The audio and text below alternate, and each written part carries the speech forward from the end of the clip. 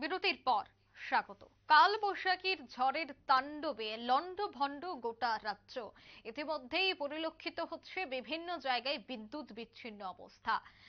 বিশেষ করে জগৎপুর এলাকা, একই অবস্থা। জগৎপুর এলাকার বিভিন্ন জায়গায় বিদ্যুৎ তার ভেঙে, বিদ্যুৎ খুঁটি ভেঙে পড়েছে।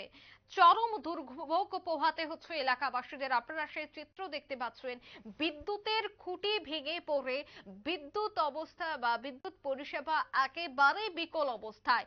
গতকাল রাত থেকে এই অবস্থায় রয়েছে বৈদ্যুতিক খুঁটি।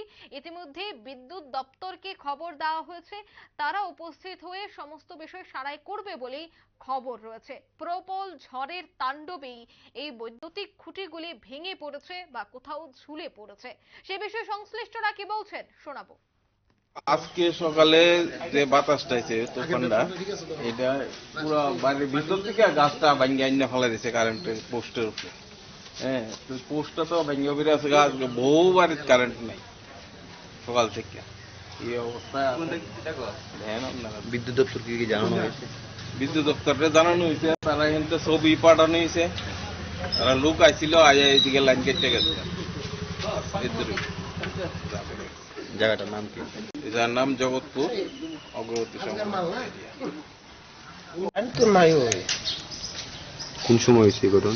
আমি রিকোয়েস্ট করতে পারলাম না, যখন দেখলাম কারেন্ট নাই তো অনেকক্ষণ ধরে, হয়তো তুফানটার সময় ঘটনা হয়েছে আর কি। জায়গাটার নাম জগৎপুর।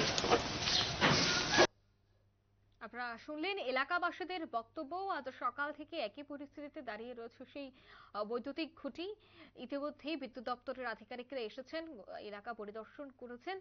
কিভাবে বিদ্যুৎ পরিষেবা পুনরায় চালু করা যায় তার জন্য তারা কাজে লেগে পড়েছে বলে আমরা খবর পাচ্ছি।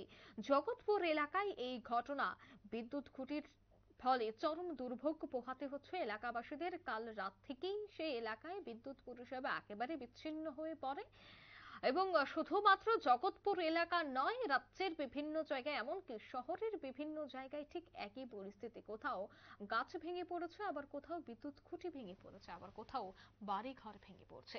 নিয়ে নিচ্ছে ছোট্ট একটি বিজ্ঞাপন বিরতি, সঙ্গে থাকুন।